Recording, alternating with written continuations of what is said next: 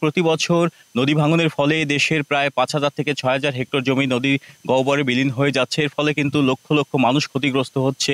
বর্তমান সময়ে আমরা এসে দেখেছি যে নদী ভাঙনের প্রাকৃতিক যে কারণগুলো রয়েছে, এছাড়াও মনুষ্য সৃষ্ট অনেকগুলো কারণ রয়েছে, যার মধ্যে নদীর পাড়ের গাছ কেটে ফেলা কিংবা অপরিকল্পিতভাবে নদীর মধ্য থেকে বালু উত্তোলন করা কিংবা নদীর তীরে অবৈধ দখল করে সেখানে নদীর স্বাভাবিক যে গতিপথ, সেই গতিপথে বাধার সৃষ্টি করাও কিন্তু নদী ভাঙনের একটি অন্যতম কারণ। আমরা দেখেছি যে বরগুনার যেসব ইট ভাটাগুলো রয়েছে, সেই ইট ভাটায় নদীর তীরের মাটি কেটে ব্যবহার করা হচ্ছে এবং এখানে কিন্তু ড্রেজার দিয়ে অবৈধভাবে বালু উত্তোলন করা হচ্ছে। এর ফলে কিন্তু স্থানীয়রা জানিয়েছেন যে এই যে আমার পিছনে যে নদীটি দেখছেন বিষখালী, এর প্রায় ৫০০ মিটার পর্যন্ত যে এর তীর বিস্তৃত ছিল। একটা সময় এখানে ফসলি মাঠ ছিল, শিশুদের খেলার মাঠ ছিল এবং এর সামনে একটি প্রাথমিক বিদ্যালয় ছিল। সমস্ত কিছু কিন্তু নদী ভাঙনের শিকার হয়েছে। পানি উন্নয়নের তথ্য মতে জেলার ৫০৮ কিলোমিটার বেড়িবাঁধ রয়েছে, যার মধ্যে গত বছরও ৯ কিলোমিটার অরক্ষিত অবস্থায় ছিল এবং এবছর কিন্তু অনেকটাই সংস্কারের কাজ চলমান রয়েছে। জিওব্যাগ ফেলে নদী ভাঙন ঠেকানোর চেষ্টা চলছে এবং জেলা পানি উন্নয়ন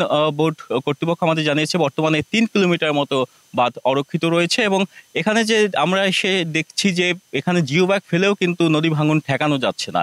এর জন্য প্রয়োজন টেকসই ব্যবস্থা গ্রহণ এবং নদীর গতি প্রকৃতি যাতে পরিবর্তন না হয়, যাতে এই নদী ভাঙনের ফলে উপকূলের মানুষ ক্ষতিগ্রস্ত না হয়, সেজন্য দ্রুতই প্রশাসনের হস্তক্ষেপ কামনা করছেন স্থানীয় সচেতন মহল। এই ছিল বরগুনা থেকে আমার কাছে সবশেষ।